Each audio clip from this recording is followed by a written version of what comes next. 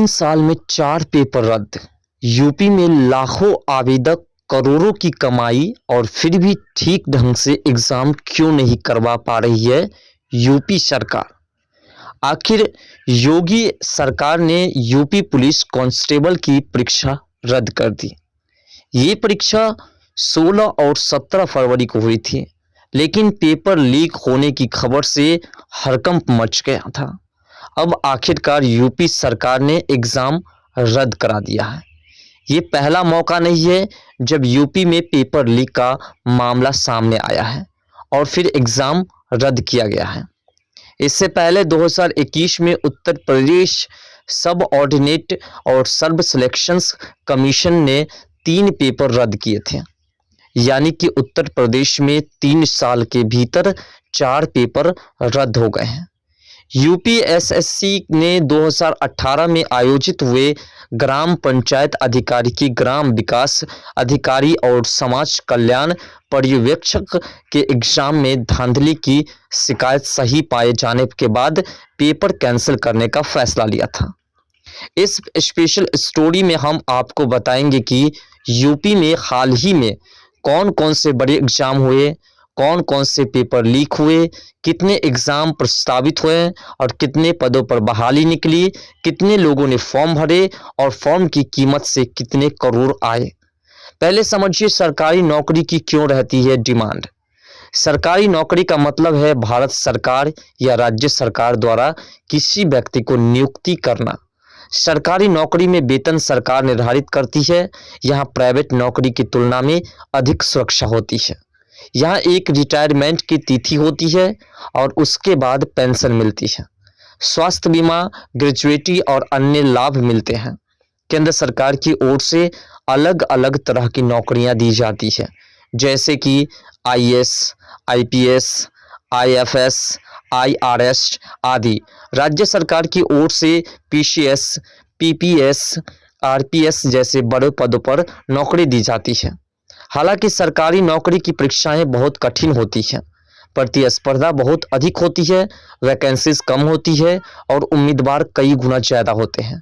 इसके अलावा भ्रष्टाचार और पेपर लीक के कारण परीक्षा रद्द होना भी एक बड़ी समस्या है। यूपी में कौन कौन से पेपर हुए हैं लीक, इसकी भी चर्चा करते हैं। योगी सरकार पर बीते 5 साल में आधा दर्जन से ज़्यादा परीक्षाओं के पेपर लीक होने के आरोप लगे हैं।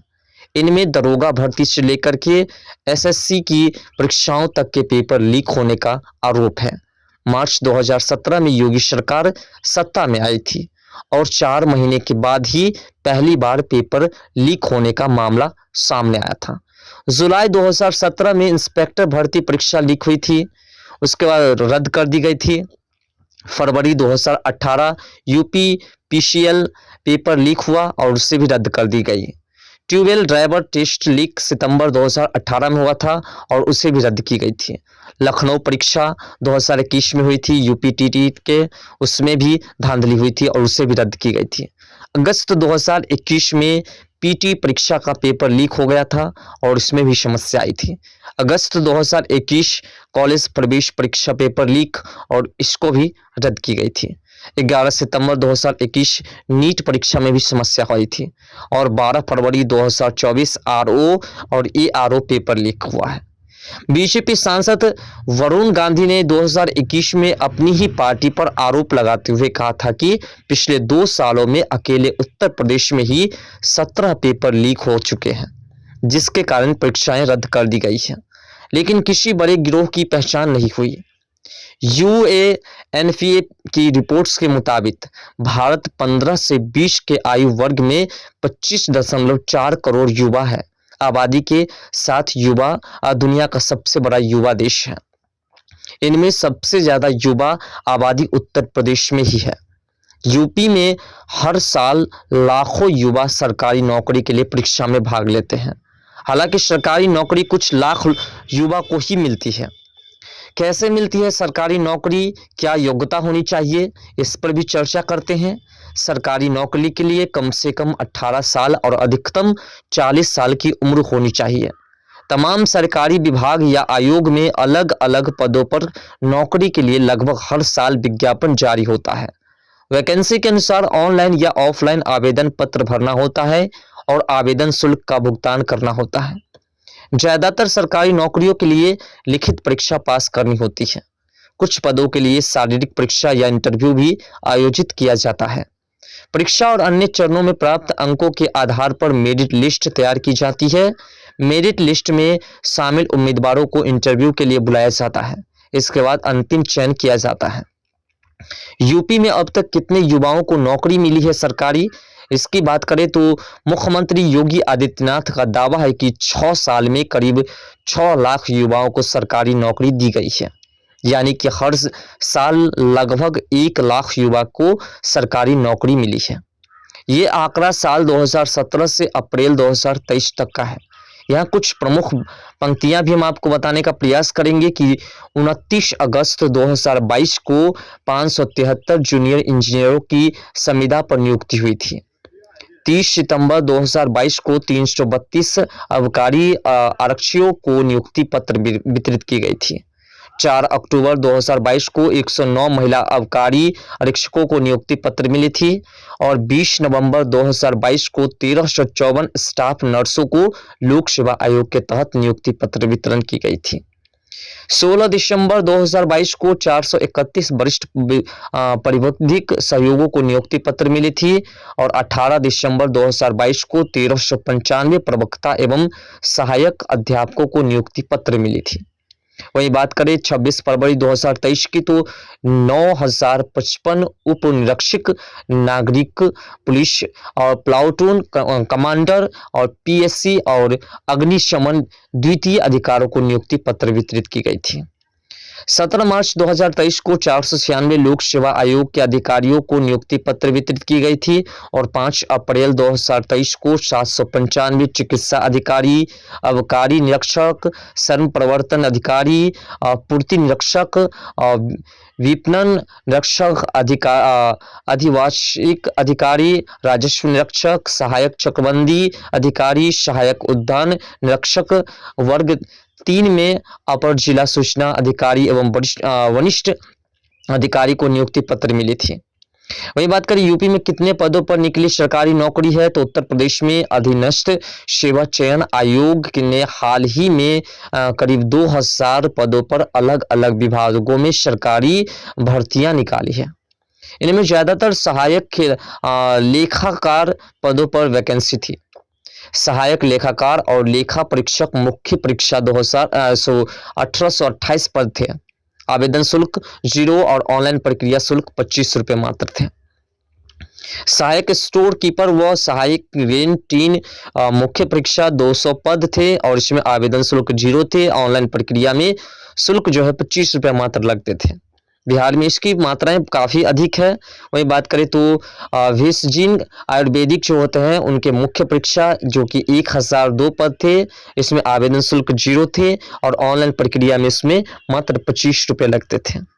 वही बात करें रिपोर्ट्स के अनुसार अगले 6 महीने के भीतर राजस्व, शिक्षा, बिजली, सुरक्षा और श्रम रोजगार जैसे सरकारी विभागों में नौकरी भर्ती निकालने की योजनाएं हैं। इन विभागों में कुल 15,586 पदों पर भर्तियां हो सकती है। इसके अलावा इस साल उत्तर प्रदेश बाल सेवा एवं पुष्टाहार विभाग की ओर से आंगनबाड़ी के अलग अलग पदों के लिए भर्ती निकाली जा सकती है। लगभग 53,000 पदों के लिए भर्ती होगी, जो अब तक की सबसे बड़ी भर्ती हो सकती है। किस सरकारी विभाग में नौकरी के लिए सबसे ज्यादा डिमांड होती है, इस पर भी चर्चा करेंगे और साथ साथ पूरे विवरण को जानेंगे आखिर क्यों नहीं सरकार जो है बेहतरीन तरीके से एग्जाम करवा पा रही है। यूपी में सरकारी नौकरी की सबसे ज्यादा डिमांड पुलिस विभाग में है। इसी बात से अंदाजा लगाया जा सकता है कि जब पिछले साल यूपी पुलिस कांस्टेबल की भर्तियां निकली थी तब कुल 60,244 पद वैकेंसीज निकाली थी, जिसके लिए 48 लाख से ज्यादा उम्मीदवार ने आवेदन किया था। यानी कि एक सीट पर 80 उम्मीदवार थे।